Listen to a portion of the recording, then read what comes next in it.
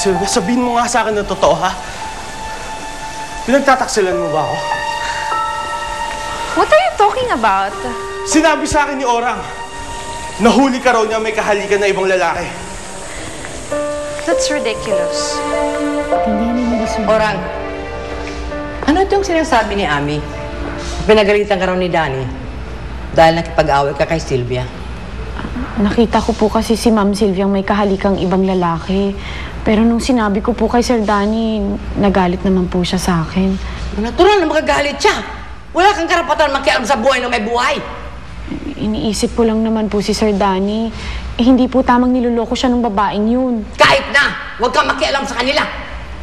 Pasensya na po, senyora, pero hindi ko po kasi talaga kayang manahimik kung inaagrabyado siya nung babaeng yun. Is it true? May kahalikan ka nga bang iba? Sino siya? Sino yung malaking lalaking yun? Danny. Wala akong hinahalikan. At wala akong ibang lalaki. Nagsisinungaling lang sa'yo yung babaeng yun. Hindi ko susugurin yung Orang na wala lang dahilan. Matagal nang masama ang loob sa akin ni Orang. Natarayan ko na siya before, remember? Hindi ko nga alam kung bakit ngayon lang niya naisipang gumanti sa akin eh.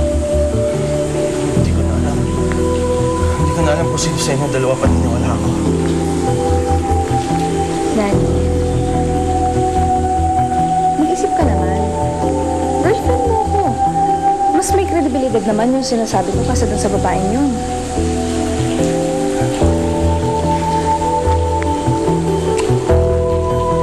I love you. And I would never do anything just to hurt you.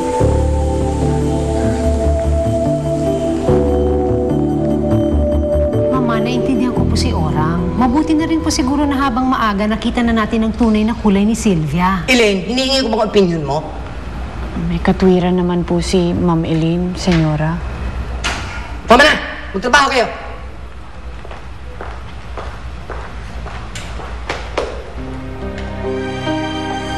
And I admit naging cold down sa'yo lately. I've just been through a lot of stress dahil sa work. And I'm sorry kung napabayaan na rin kita. But, if you let me, babawi ako sa'yo. Magiging masaya tayo ulit, just like the old times. What do you think?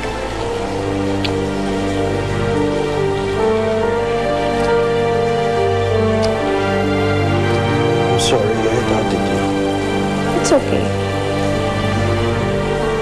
What's important is, ako na pinaniniwalaan mo ngayon. I love you. I love you too.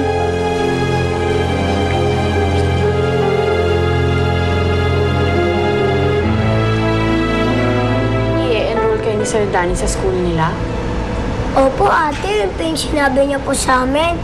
Nung hindi pa po kayo nag-aaway. Eh, paano yan, ate? Galit na sa'yo si Sir Danny. Eh, paano kung galit na rin siya sa amin tapos hindi na niya ituloy yung pag-aaralin niya kami?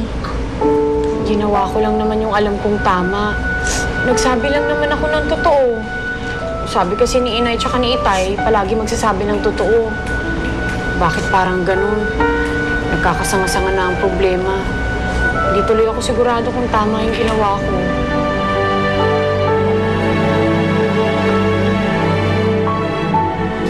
Sir Danny?